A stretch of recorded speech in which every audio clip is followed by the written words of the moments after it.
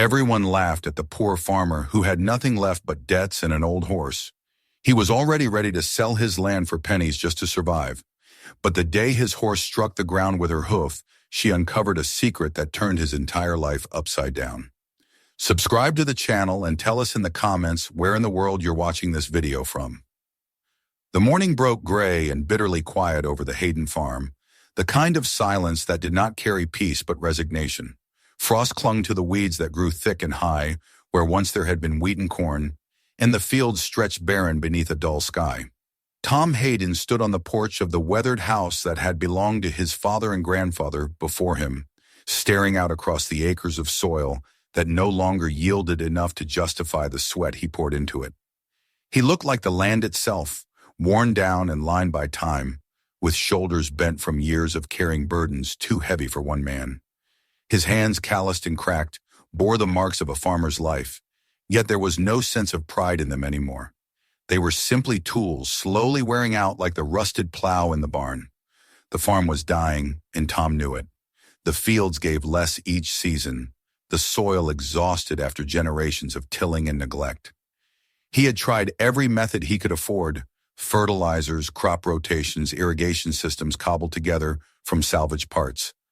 But nothing could disguise the truth. The earth beneath his boots had grown tired of feeding him. Nature had turned its back, and the bank had not been far behind. The letters had piled up on the kitchen table, bold black type warning of overdue payments, of foreclosure, of debts that seemed to multiply on their own. He burned most of them in the stove, more out of anger than practicality. What good was another reminder of what he already knew? He was running out of time, out of choices, and out of strength to fight the inevitable. The neighbors were gone now. One by one, the farms around his had been sold, auctioned, or abandoned. Fields that once echoed with the sound of children and cattle lay empty, given over to weeds or flattened for new roads. He remembered when the valley had been alive, when harvest meant gatherings and neighbors lending hands to each other. Now only silence answered him when he drove the dirt road to town, passing boarded windows and sagging barns. He supposed his own house looked much the same to anyone passing by. Paint peeled down to bare wood, windows patched with tape, and a roof that whistled mournfully whenever the wind shifted. The farmstead that had been his family's pride was crumbling in front of him, and he was powerless to stop it. Inside, the house fared no better. The kitchen smelled of old wood smoke and mold, and the floorboards groaned beneath his boots. The furniture had aged alongside him, chairs with sagging seats, a table scarred with decades of knife marks and spilled drinks. In the evenings, he would sit there alone, listening to the emptiness and wondering how much longer he could pretend this was living. His wife's photograph remained on the mantel, her eyes bright in the frozen moment of youth, though she had been gone for many years. A fever had taken her, sudden and merciless, and with her had gone the laughter of the farm. Tom had never remarried, never sought companionship. He carried his grief quietly, folded deep inside, letting it harden into silence that matched the land around him. The only creature left to share his days was Raven, his old workhorse. She stood in the barnyard most of the time, her dark coat dulled by age, her mane tangled by neglect. Once she had been strong and untiring, pulling plows through the heavy clay, hauling wagons laden with harvest, moving with a rhythm that had made Tom believe the farm would last forever. Now she was slower, her joints stiff in the cold mornings, but there was still something steady in her presence. Her eyes, dark and deep, seemed to hold a wisdom that comforted him when words could not. Often Tom would lean against her side after a long day, muttering his frustrations and doubts. She never answered, of course, but the quiet warmth of her body kept him tethered to something alive, something faithful. Without her, he thought, the farm would feel like a graveyard. He rose with the dawn each day, not out of hope, but out of habit. The rhythm of farm life had been beaten into him since childhood. Harness the horse, check the fences, repair what had broken overnight, dig where digging was possible. His meals were plain, his evenings lonelier than he cared to admit, and his nights restless. He dreamed often of the past. His father's booming voice calling orders across the field, his mother's steady hands in the kitchen, his wife's laughter drifting through the open windows. But the mornings always reminded him that those days were gone. He was the last Hayden left on this land, the last link in a chain that had rusted through. There were moments when he thought of giving up, of selling what little remained and walking away. But where would he go? The farm was not just soil and fences. It was his identity. To abandon it would be to abandon himself, and he had nothing else to fall back on. So he stayed, clinging to a life that no longer wanted him, stubbornly refusing to let go even as everything slipped through his hands. Pride bound him more tightly than debt ever could. He told himself that as long as he could put one boot in front of the other, he would fight to keep the land, even if it killed him. The valley itself seemed to echo his despair. The wind carried dust where once it had carried pollen, and the trees that lined the fields bent under the weight of years without care. The river ran low, its banks crumbling, its surface reflecting the gray skies above. Birds were fewer, their songs muted, as if even they had chosen to abandon this place. Tom felt it every time he walked the rows. The land was tired of him, and perhaps of all men. It wanted to be left alone, to rest. But he had no choice but to push it further, to wring from it what little remained. Some nights he sat on the porch with a cigarette, watching Raven in the fading light as she grazed the thin grass near the fence. The smoke curled into the air, disappearing as quickly as it was made, and he thought about how fragile it all was. The farm, the memories, his own body. They were all disappearing too, one gust of wind away from being forgotten. He wondered what his father or grandfather would think if they saw the place now. Would they call him a failure, or would they admit that no man could fight against time and win? He never knew the answer, and the silence of the valley gave him none. When the sun sank and the stars came out, he sometimes whispered to his wife's picture, asking her if she could see him still. The photograph never changed, her eyes forever young, and her smile frozen, while he grew older and more broken. He envied her in some ways, envied her release from the slow decay that bound him here. Yet he also clung to her memory, to the idea that she might approve of his stubbornness, that she might believe he was keeping the land alive in her honor. It was a small comfort, but it was all he had. The days blended into one another, each one a mirror of the last. The soil cracked under his boots, the barns sagged lower, the fences fell apart faster than he could mend them. Raven carried on beside him, patient and unwavering, the last heartbeat of the farm that was not his own. Tom felt like a ghost walking through the ruins of his life, bound by duty to a past that no longer cared for him. And yet beneath all the despair there lingered a strange persistence, a thread of survival that he could not cut. It was not hope had long since left him, but something quieter, deeper. Perhaps it was simply habit, or perhaps it was the land itself, refusing to release him until it had revealed what it still held. He could not have known it then, but his days of resignation were numbered. The farm, the soil, and the old horse beside him were waiting for the moment when the silence would finally break. The days that followed passed in the same weary rhythm Tom had come to accept as his fate. The mornings began with the frost still clinging to the brittle weeds, and the evenings ended with the silence of the fields pressing heavily against the windows of the house. He rose out of habit, not desire, lacing his boots with stiff fingers, throwing on a jacket that carried the dust and sweat of decades. The old farm was not forgiving, and neither was time. Yet even in the monotony of those days, something began to shift, though Tom could not have explained it then. It began on a morning that seemed no different from the rest. The sun was pale behind a veil of thin clouds, the kind of light that offered no warmth. Tom hitched Raven to the plow with slow, practiced motions. The harness creaked, the leather cracked, but the horse stood patiently as she always had, her dark eyes watching him with that inscrutable steadiness that unnerved and comforted him at once. He had decided to tackle the far field, the one that had been left fallow for too long, choked with weeds and stubborn brush. If he could clear it, perhaps he could coax another season of crops from the land, though in truth he no longer believed the soil had anything left to give. The field stretched wide and rough, the earth hardened in places like old stone, soft in others where rain had pooled and rotted the ground. Raven pulled the plow through the first rows with the same determination she always had, her hooves striking rhythmically against the earth, her breath steaming in the chill air. Tom trudged behind, his shoulders bent, the handles of the plow vibrating in his grip. The smell of damp soil and decayed vegetation rose around him, reminding him more of a graveyard than a field. It was midway through the morning when Raven stopped. She halted so suddenly that Tom nearly stumbled into the plow. He pulled on the reins, muttering under his breath, but the horse did not move. Instead, she lowered her head, ears flicking, and pawed at the ground with one hoof. The sound was sharp against the silence, a steady thud that echoed in the empty field. Tom frowned and tugged at the reins again, irritated. The old mare had her stubborn moments, but this was different. She struck the ground once more insistently, her eyes fixed on the earth beneath her. "What's gotten into you?" Tom muttered, though his voice carried no real anger. He stepped around the plow and crouched near the spot Raven had marked.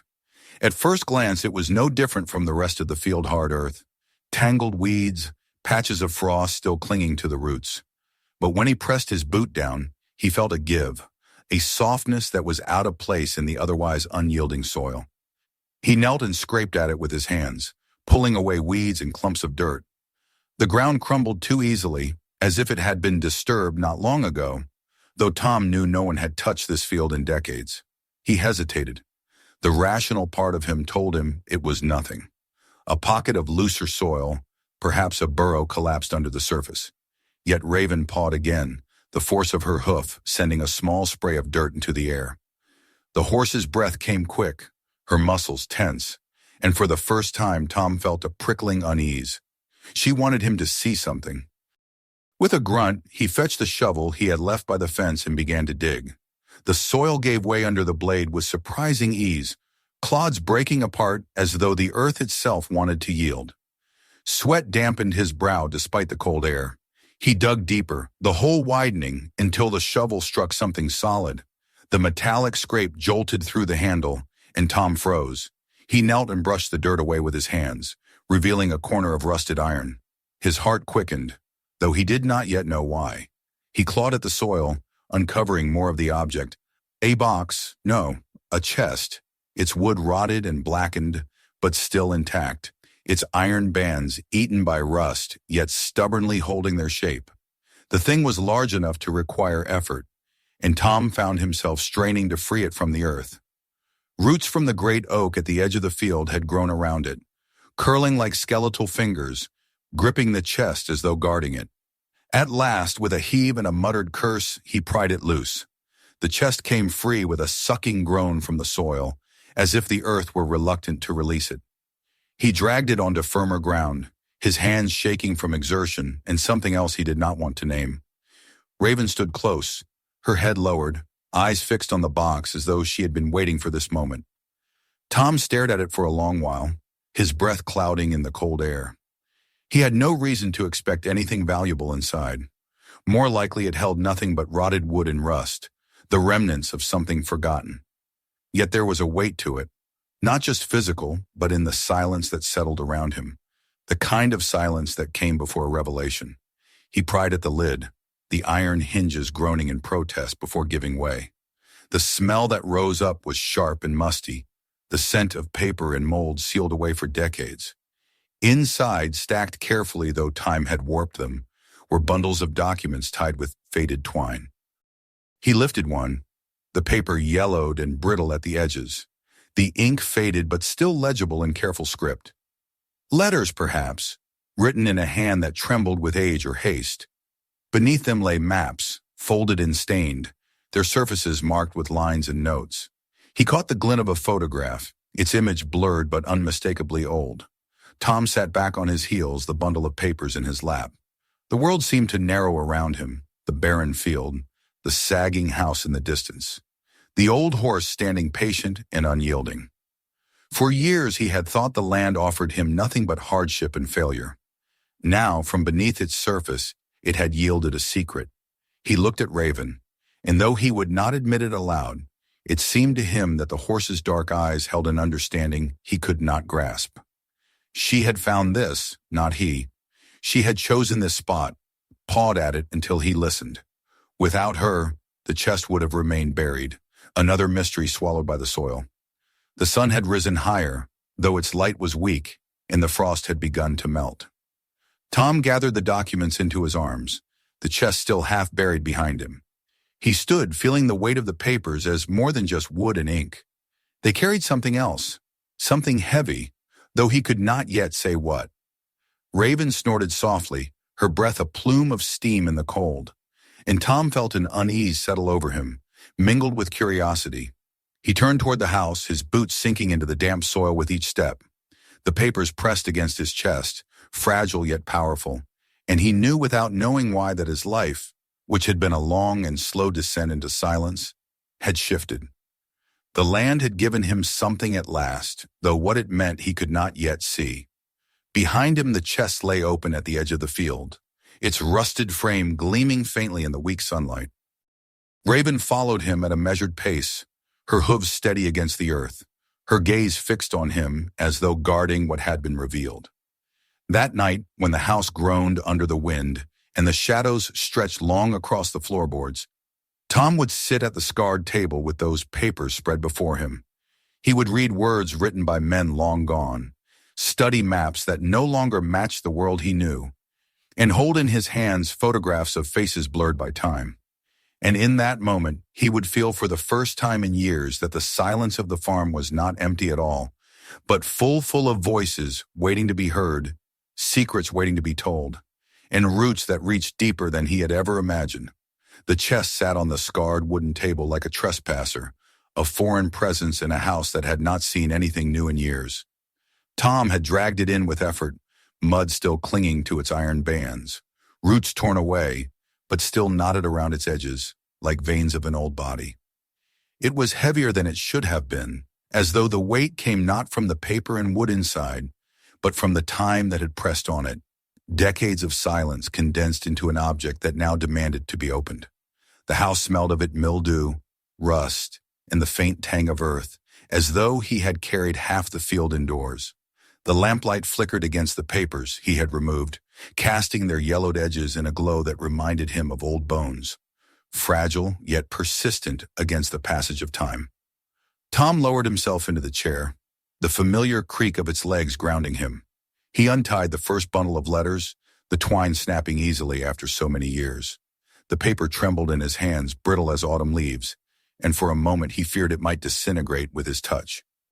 Yet the ink was still there, faded but legible, lines drawn in a steady hand that had once belonged to someone who had likely stood in this very valley, looking at the same ridges and fields that now lay abandoned. He began to read, and with each sentence the silence of the house seemed to bend closer, listening with him. The letters spoke of land, of contracts and promises, of a company whose name he recognized from the faint memory of school lessons and whispered local stories. The railroads. They had come through the valley near the end of the 19th century, laying tracks that cut through farms and orchards, swallowing fields in their advance. The letters were not written in triumph, but in desperation. Men wrote to each other of forced sales, of payments promised but never delivered, of threats that hung in the air if families refused to yield.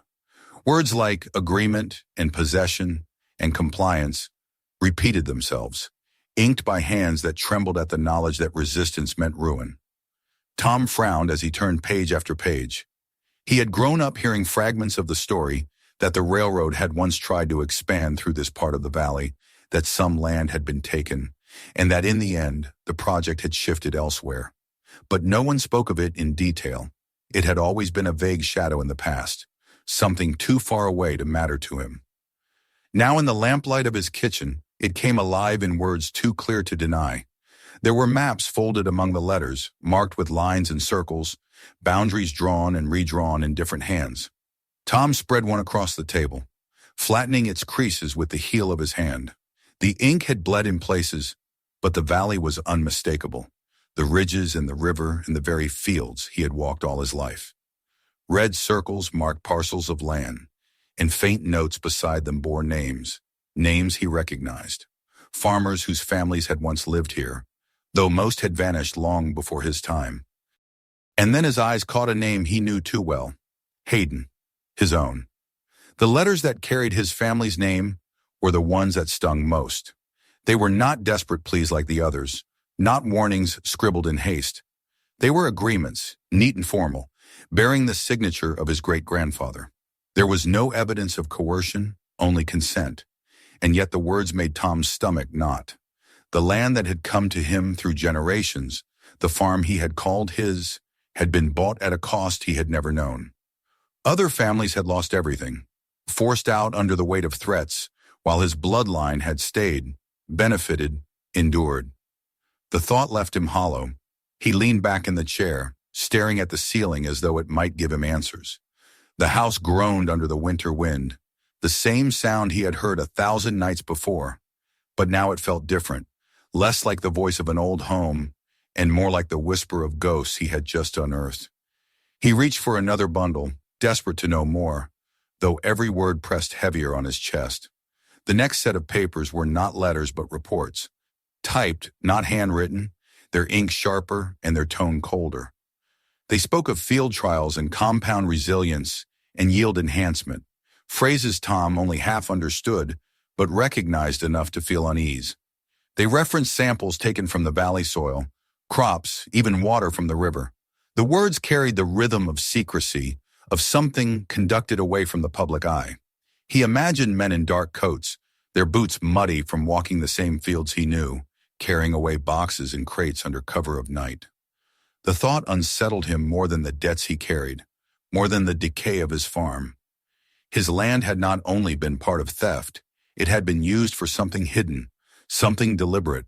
He found photographs tucked near the bottom of the chest. Black and white, their edges curling, their surfaces marred by spots of mildew. They showed the orchard as it once was, trees standing straight and full, heavy with fruit, men in suits and hats standing among them. Their faces were turned away, or blurred by the lens, as though they did not want to be remembered. One photograph made Tom's throat tighten, the outline of the very oak tree under which he had unearthed the chest, smaller but unmistakable. It had stood guard for over a century, its roots wrapping themselves around the secret until Raven's hoof had brought it to light. As he studied the photographs, he became aware of the horse herself. Through the cracked window, he could see Raven in the paddock, her dark shape visible against the pale frost. She stood still, head lifted, as though waiting. He had the strange sense she knew he was reading these words, that she had carried him to this truth for a reason. It was foolish, he told himself. She was just a horse, a creature bound to him by reins and habit, and yet the thought would not leave him. Her insistence in the field, the precision with which she had marked the spot, it had not been chance. The hours slipped by unnoticed as Tom read. The lamp burned low, the house sank deeper into night, and still he turned page after page. Each document deepened the weight pressing down on him. His ancestors had not been innocent bystanders. They had been complicit in the silence that followed. The land he had cursed for failing him had once been stolen, its bounty stripped for purposes he still did not understand. He thought of the neighbors long gone, their farms abandoned, their names erased. He thought of his own stubborn refusal to leave, of his pride in staying when others could not. That pride felt hollow now, built on foundations cracked long before his birth. At last he pushed the papers aside, his head heavy with exhaustion. He sat in the dark kitchen, the lamplight barely clinging to life, the chest still open beside him. His hands trembled slightly as he rubbed his face, as though trying to wipe away not dirt but memory. For the first time in years he felt truly seen, not by the world outside, not by the neighbors or the bank, but by the past itself. It stared at him from every page, demanding he acknowledge it, demanding he carry it forward. The silence that followed was not empty.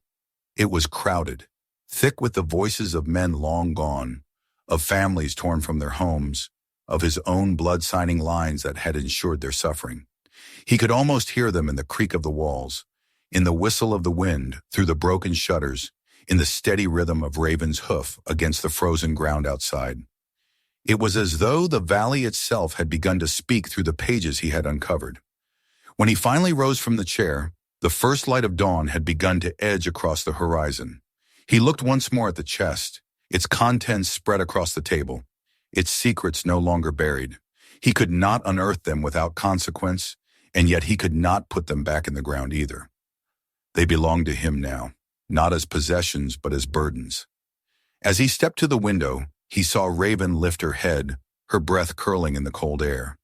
Her eyes met his through the glass, steady, unblinking, as though reminding him that this was only the beginning.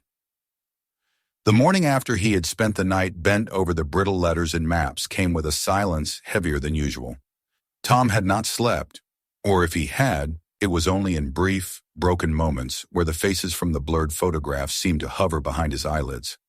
When dawn seeped into the valley, gray and unkind, he sat still at the table with the papers scattered before him, his eyes hollow and his mind restless. The farm had always been quiet, but now the quiet was filled, charged with the weight of what he had learned. He could not shake the sense that the land itself was waiting for him to do something, that the voices he had read the night before still lingered, pressing him to uncover more. Outside, frost lay thick on the ground. Raven stood in the paddock, her breath rising in steady clouds as she watched the house. When Tom stepped outside, clutching his jacket tighter against the morning air, she lifted her head and gave a low nicker, a sound that seemed less a greeting than a summons. He walked toward her slowly, his boots crunching on the frozen earth. He was weary, but there was a strange pull inside him now, an urge to go back to the field, to look again where her hooves had struck the ground the day before. He told himself it was foolishness, that he had already found enough to occupy him for weeks. But when Raven shifted, her ears tilting toward the far edge of the orchard and her body tensing as if ready to move, he sighed and reached for her reins. The plow still lay where they had left it, the field scarred by the line they had begun to cut through the weeds. The chest had been hauled into the house, but its absence left behind a gaping hole in the soil, a wound the earth had not yet healed. Tom stood over it for a long moment, staring at the dark cavity, then turned his eyes to Raven. She did not stop at the chest's resting place. Instead, she walked steadily along the edge of the field, hooves striking rhythmically against the hard ground until she paused again. She pawed once, ears flicking, her body angled toward the line of trees at the far boundary. Tom followed, curiosity battling with unease. He crouched where she had stopped and pressed his hand into the soil. It was firm, colder than the rest, but something about the ground unsettled him. He fetched his shovel and drove it into the earth, the blade biting through roots and frozen dirt. The work was harder than the day before, but he did not stop, driven by the same strange urgency that had pulled him from the house. Sweat dampened his shirt despite the cold, and his breath came in sharp bursts of steam. After several minutes, the shovel struck something. The sound was duller than metal but firmer than soil.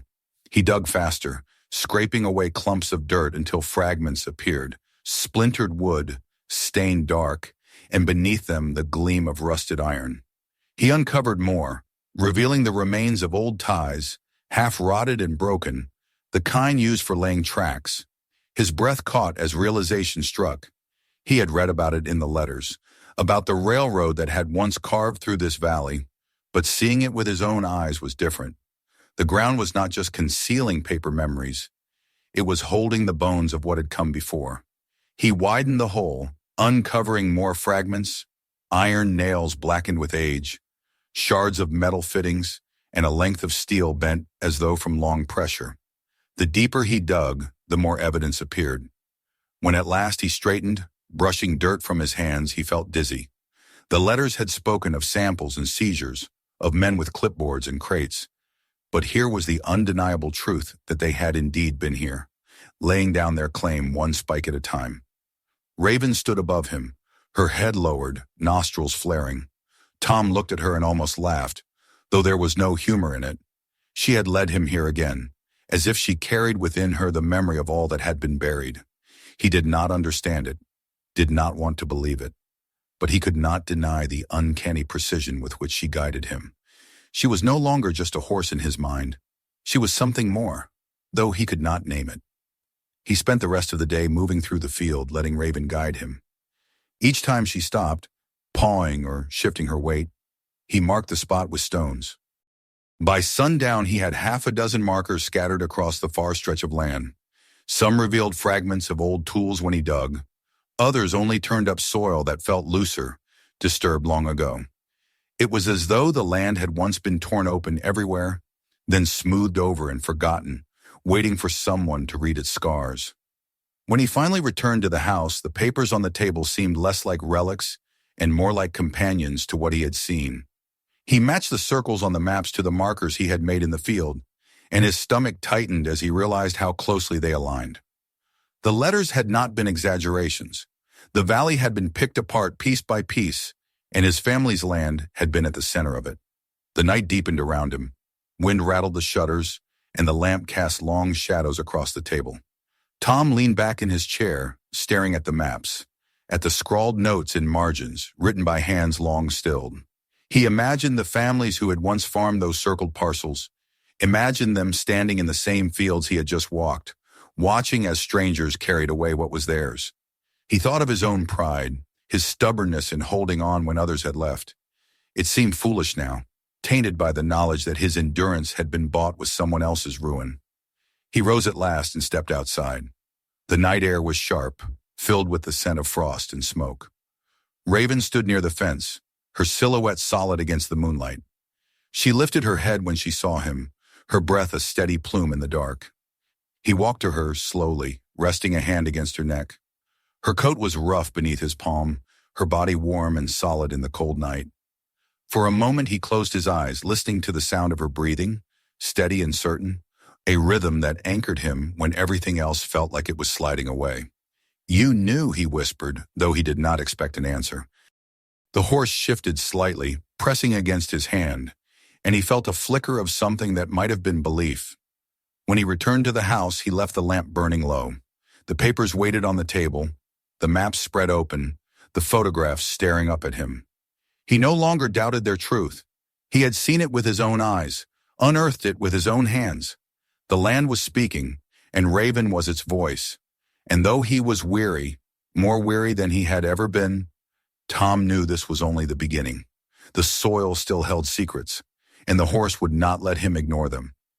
The morning after Tom unearthed the rusted ties and rotted fragments of an old railroad, he awoke with a heaviness that pressed deeper than fatigue. His hands ached from gripping the shovel, his shoulders burned from the strain of tearing at the earth, but none of that weighed on him as much as the knowledge he now carried. He had spent half the night bent over the maps, comparing his field to the circles and notes scrawled in faded ink, and each time he lined them up, the same realization pressed into him. The ground beneath his farm was not his alone. It was layered with histories, with theft and betrayal, with secrets deliberately buried. The frost on the window panes shimmered with the first light of day, as though the valley itself held its breath, waiting for him to act. He dressed in silence, his movements slow and deliberate, every sound amplified in the stillness of the old farmhouse. When he stepped outside, the cold bit into his skin, and the air carried the damp scent of soil torn open the day before. Raven stood at the far fence line, her head lifted, ears flicking toward the orchard that bordered the field. Tom paused, following her gaze. The orchard had always seemed to him like nothing more than a boundary, a strip of twisted trees gone half wild after years of neglect. But this morning, under the pale light, the branches looked different, less like decay and more like something poised, expectant. Raven let out a low sound, half wicker, half breath, and stamped a hoof once against the frozen ground. He crossed to her, slipping the reins over her neck, though she hardly needed guiding. She walked steady, pulling him with her toward the edge of the trees. Tom's boots sank into soft patches where frost had not held, and he thought again of the looseness in the soil. How many places on this land seemed disturbed, unsettled? Raven stopped at the line of the orchard, ears pricked forward, and Tom stared into the gloom between the trees. The branches arched over one another, forming a kind of tunnel that swallowed the morning light. For the first time, he felt the orchard not as ruin, but as a presence, watchful, almost breathing. He hesitated, but Raven stepped forward, and he followed. The air beneath the trees was colder, damp with the lingering sweetness of rotted fruit. The ground was littered with shriveled apples, their skins blackened, their cores spilling out into the dirt. Each step released the faint scent of fermentation, a bitter perfume that clung to his throat.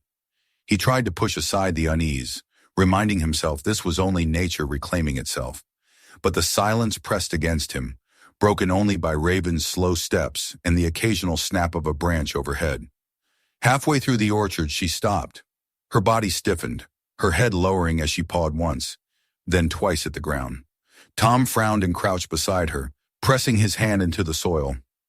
It was softer than it should have been, looser, as if something had once been dug here and poorly filled back in.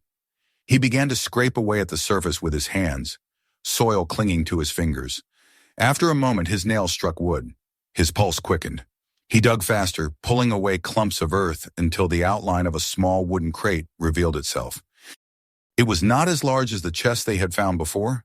This box was narrow, its edges rotted, its iron fittings eaten with rust. Tom dragged it free with a grunt, the wood groaning as if resenting the light. He set it on the ground, brushing away dirt. With the edge of his knife, he pried at the brittle lid until it splintered and gave way. Inside lay bundles of paper, so fragile they crumbled when he tried to lift them. He worked carefully, sliding out one packet, its string still intact though stained dark with time. The handwriting inside was familiar, the same hand that had filled the letters in the first chest. Henry's hand.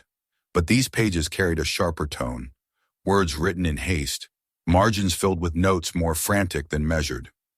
Tom's eyes skimmed over phrases that made his stomach tighten. Shipments concealed, compounds unstable, overseers demanding results. Dates stretched back decades, farther than he remembered Henry ever being active on this land. Each entry hinted at something larger, men in suits pressing farmers for cooperation, promises of fortune balanced against threats of ruin. Raven shifted beside him, nostrils flaring as though she too sensed the weight of what lay open in his hands. Tom swallowed hard, placing the papers back into the box with a care usually reserved for something holy. He could not ignore it any longer. This orchard was not just neglected trees. It was a vault, every root and hollow guarding fragments of a truth no one had wanted revealed. He carried the box back to the house, his breath harsh in the cold air. Once inside, he laid the papers on the table, spreading them out beside the maps and letters from before. Slowly, painfully, the pieces began to connect. What he had thought were simple records of land seizures were instead only the surface. These documents hinted at experiments conducted in secret, of chemicals introduced to the soil, of apples bred not just for sweetness or yield, but for properties that went unspoken in official reports. He felt his chest tighten as he read, his hands trembling over the fragile pages. The day bled away while he worked, the light shifting from gray morning to brittle afternoon, then to the dim gold of evening. Each time fatigue threatened to slow him, he heard Raven outside, her steady pacing along the fence, her occasional soft call that reminded him he was not alone in this. He rose once to look at her through the window, her silhouette strong against the fading light, and he thought again of the words Henry had scrawled in the margin of one page, "Trust the horse." As night settled, Tom lit the lamp and returned to the table.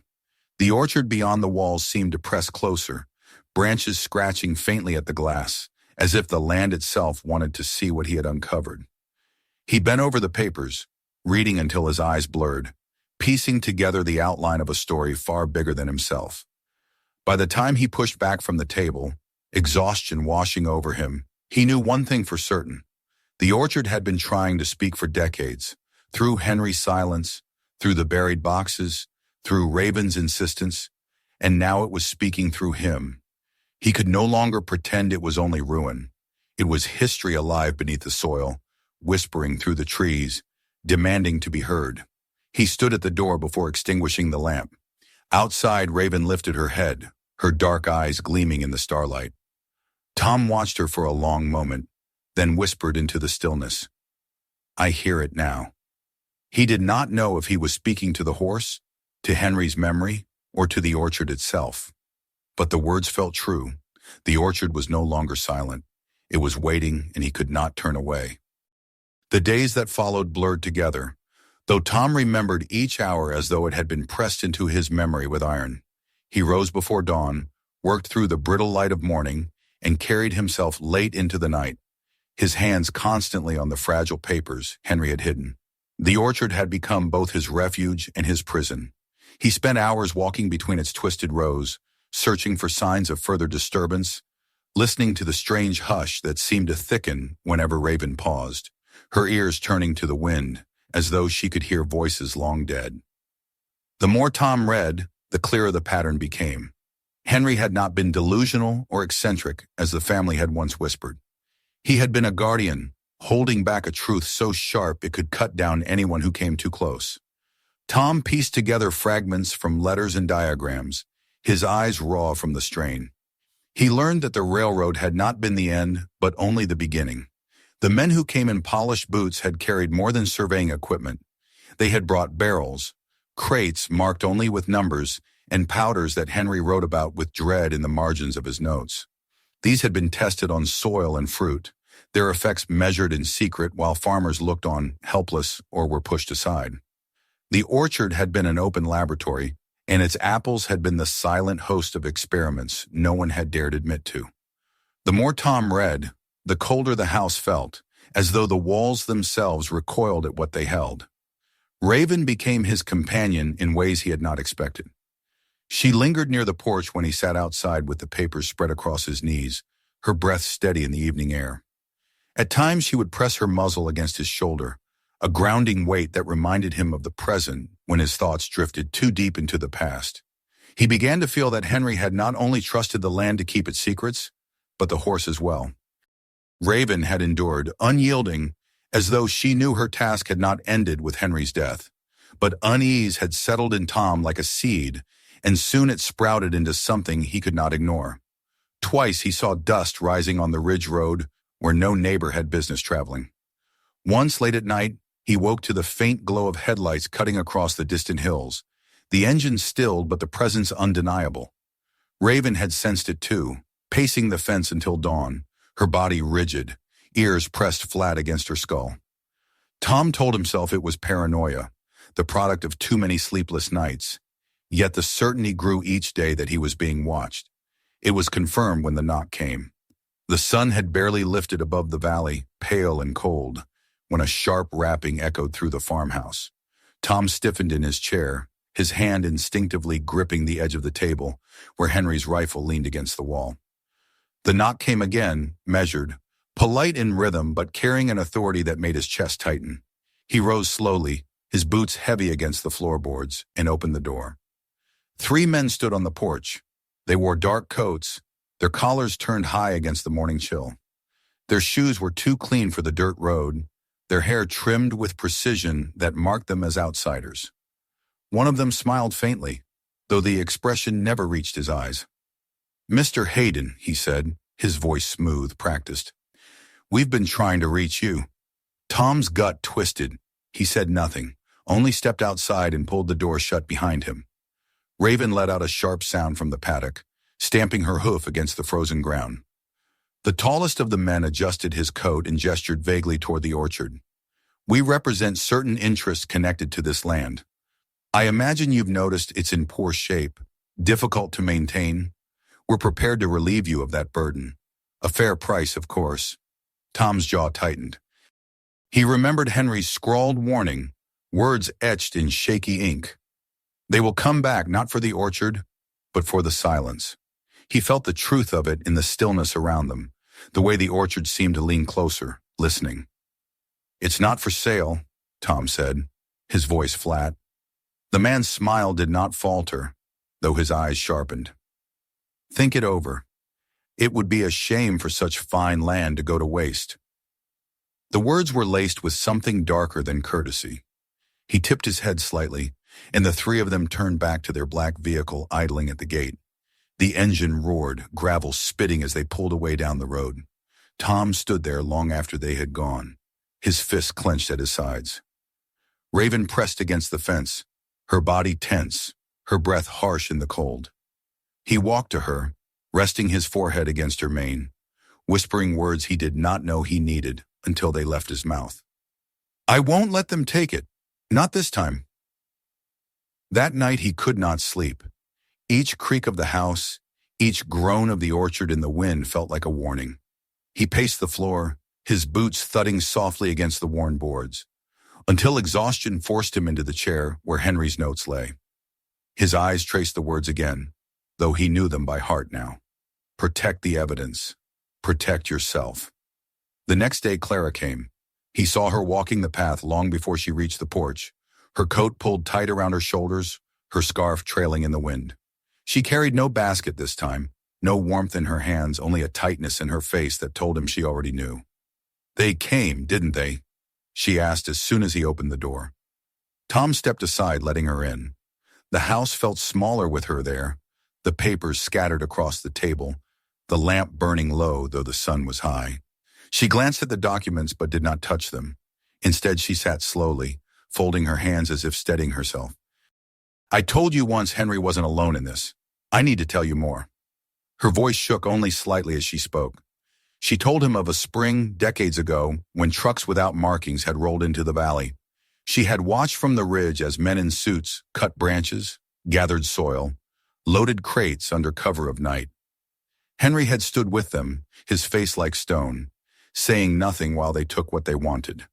Later he told her only fragments, but enough for her to understand that what was happening here was not simple farming. Chemicals, compounds, things meant to change medicine itself. She had laughed then, nervous and uncertain, but Raven had not. The horse had gone wild at the fence, pinning her ears and striking the ground each time the men drew near. "Henry trusted her more than he trusted anyone," Clara whispered, "and now she's with you." Tom's throat felt dry as dust. He wanted to tell her she was wrong, that this was too much for him. But when he looked through the window at Raven standing guard, her breath rising steady into the cold air, the words died. He realized then that he had already stepped too far into Henry's silence to turn back. The orchard was no longer a burden he could abandon. It was a truth that demanded a voice. Clara reached across the table, her hand cold against his. "You have to see this through," she said, "not just for yourself, but for everyone who was silenced." That night, after she had gone, the valley seemed darker than before. Tom sat on the porch, Henry's rifle across his knees, Raven grazing quietly nearby. The sky was heavy with clouds, the orchard restless in the wind. Every sound made him tense. Every shadow seemed to move at the corner of his vision.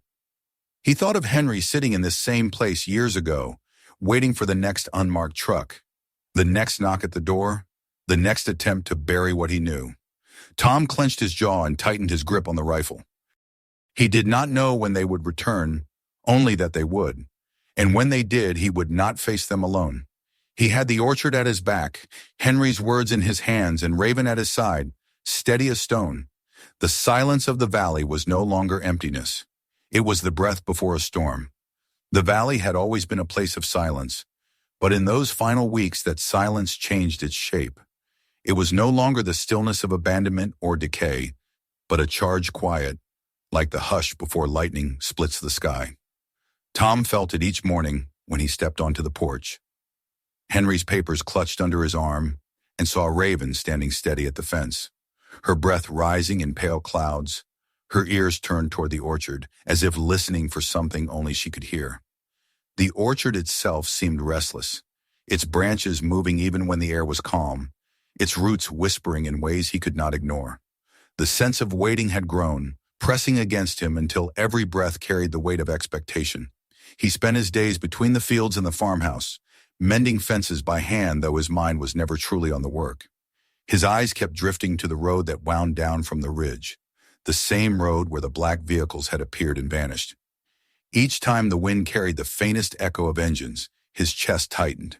He had taken to carrying Henry's rifle with him wherever he went, propping it against the wall when he ate, leaning it by the porch when he sat outside with the maps and letters spread before him. He told himself he was not afraid, but he knew the truth. Fear lived inside him now, coiled and patient, waiting for the moment to strike. It was Clara who returned first, her steps slow and heavy, her face drawn with worry. She came without basket or scarf this time, her hands bare, her eyes shadowed. She sat with him in the kitchen, her voice low, telling him she had seen men again on the ridge, men who did not belong. She warned him that things would not end with polite offers and veiled threats. "They will come back," she said, her fingers tightening around the mug of coffee he had poured for her. "And when they do, you cannot face them alone?" Tom listened, though he had already known this truth in his bones. It was the same warning Henry had left scrawled on paper decades earlier, the same message carried in every restless step Raven had taken since the first chest was uncovered. That night, Tom did not sleep. He sat by the window with the lamp turned low, watching the road until his eyes burned. Raven paced the fence in the moonlight, her body moving like a shadow, steady and tireless. The orchard whispered through the glass, its branches scraping faintly, a sound like words he could not quite decipher. By dawn, his decision was made. He could no longer guard this burden in silence. He needed help beyond the valley, beyond Clara, beyond the steady comfort of the horse that had guided him. He needed someone who could turn Henry's hidden truth into a voice loud enough that it could not be silenced again. He thought of Megan, his cousin, the journalist he had not spoken to in years. Their last words had been sharp, carved with bitterness after his father's funeral, and he had sworn then never to reach out. But the memory of her voice, brisk, certain, unwilling to bend, returned to him now. If anyone could make sense of this chaos, it would be her. He stared at the old rotary phone on the wall for hours before finally lifting the receiver. His hands shook as he spun the dial, each click echoing like a hammer against his chest. When she answered, her tone was clipped, cautious, until he spoke his name. There was silence, then disbelief, then finally when he told her everything. The orchard, the boxes, the men at the gate. Her voice hardened into resolve. "Don't move anything," she said. "Don't burn it. Don't hide it anywhere else. Just keep it safe. I'll come." 2 days later, her car appeared on the dirt road, small against the looming ridges, its paint dusted with miles. When she stepped out, Tom saw at once how much she had changed. She carried herself like someone who had spent years pushing against walls that refused to move, her eyes sharp behind glasses, her clothes neat but weary. Yet when she turned toward Raven, standing watch at the fence, her face softened with something like recognition. "Is that still her?" Megan asked. And when Raven pressed her muzzle against her arm, Megan laughed, a sound that reached back to summers long past when they were both children. For a moment, the years between them vanished. Then she turned back, her expression all business again. "Show me." Together they spread Henry's letters, maps, and documents across the kitchen table. Megan's eyes scanned quickly, her lips tightening as she pieced together the story Tom had already lived. She traced signatures with her finger, whispered the names of corporations she recognized, and shook her head as if each line confirmed what she had long suspected but never proven. "This isn't just local," she murmured. "This ties into patents, into drugs worth fortunes. If these documents are real, and they look real, then this is a theft that spanned decades." She looked up at him sharply. "No wonder they're circling you." The days that followed were fevered. Megan worked from dawn until night, her phone pressed to her ear, her notebook filling with scrawled connections, her voice sharp as she spoke to contacts Tom could only imagine. Words like whistleblower, liability, intellectual property became the rhythm of the farmhouse. Words Tom barely understood but knew carried weight. He followed her lead, supplying what he could, showing her the places Raven had marked, leading her to the disturbed soil where ties and tools still lay buried. Each time they uncovered something new, Megan's face grew grimmer. "They'll come harder now," she warned. And they did. One evening, as the sun folded behind the ridge and the orchard stretched long shadows across the valley, headlights appeared again on the road. This time 2 vehicles, black and gleaming, engines low but insistent. Tom and Megan stood on the porch, the documents locked inside a waterproof case at their feet, Henry's rifle leaning against the wall. Raven screamed from the paddock, her body rearing, hooves striking sparks against stone. The vehicles did not approach all the way, only lingered at the gate, their lights sweeping across the orchard like search beams. Then, after a long, tense minute, they reversed, disappearing back up the road. Megan exhaled, her face pale. "They're warning us, letting us know they're watching." Tom's fist clenched at his sides. Then let them watch. The truth's already out. He nodded toward her laptop where the first article had gone live that morning, a small outlet daring to print what others had only whispered for years. The orchard was no longer a secret. Its voice had begun to rise. The storm came that night, not of men but of nature. Clouds bruised purple rolled over the valley, lightning splitting the sky, rain tearing into the earth. Tom and Megan rushed to secure the house, but it was Raven who led them to the heart of it. She screamed and tore at the fence until Tom followed her into the orchard, his clothes soaked, his boots sinking into mud. At the oldest tree she stopped, pawing frantically. The ground shuddered under the storm's force, roots tearing free, and with a crash the tree toppled, revealing a cavity beneath. Tom fell to his knees, digging with his bare hands until his fingers struck metal. Together he and Megan hauled out a reinforced chest, heavier than anything Henry had left before. Inside, protected by layers of waxed cloth, were not only letters and reports, but samples, sealed jars of soil, vials of preserved fruit, all labeled in Henry's careful script. Megan's hands trembled as she lifted one vial to the lamplight. "This is it," she whispered. "Physical evidence. They can't deny this." Tom stared at the jars, the folders thick with signatures and seals, and felt a weight heavier than the storm settle on his shoulders. The orchard had held its breath for decades, and now it had exhaled its final secret. The fight that followed stretched beyond the valley. Megan's contacts pushed the evidence into the light. Lawyers filed motions, reporters dug deeper. Tom gave testimony, his voice steady though his hands shook each time he spoke of the men at the gate, the chase in the rain, the silence that had stalked Henry's final years. The corporations struck back, their lawyers sharp and merciless. But the weight of proof was too heavy. One by one, the lies unraveled. Headlines spread, carrying the name of a forgotten orchard into homes across the country. Through it all, Raven remained at his side. She grazed among the surviving trees, her body slower now, but her eyes still bright, her presence a reminder of everything that had been carried through storms and silence.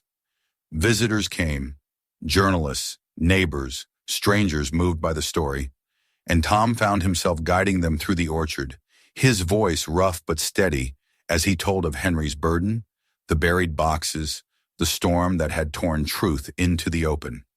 Each time he ended the same way, standing beside Raven. "Sometimes the world hides its treasures in the unlikeliest places," he would say. "Sometimes it takes a horse to remind us that what looks like the end is only the beginning." By the following spring, blossoms filled the orchard again. White petals drifted through the air, carrying the scent of renewal. Tom stood beneath the trees with Megan at his side, and Raven grazing nearby, her mane lifted in the warm breeze. For the first time, the valley felt alive. No longer a graveyard, but a place of promise. He reached out, resting his hand against Raven's neck, feeling the steady pulse beneath her skin. "You carried it all," he whispered, "for Henry, for me, for the truth." The orchard whispered back in the rustle of blossoms, in the breath of the horse beside him, in the quiet strength of the land itself. Tom lifted his gaze to the hills and felt something he had not known in years.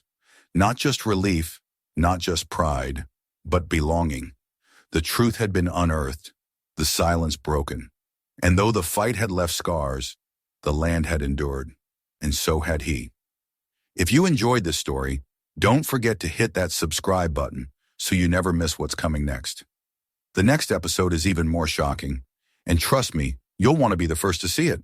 Watch our other stories right now. Each one is packed with secrets, twists, and moments that will leave you speechless. And if this story struck you, share it with your friends and family, because some truths are too powerful to keep to yourself.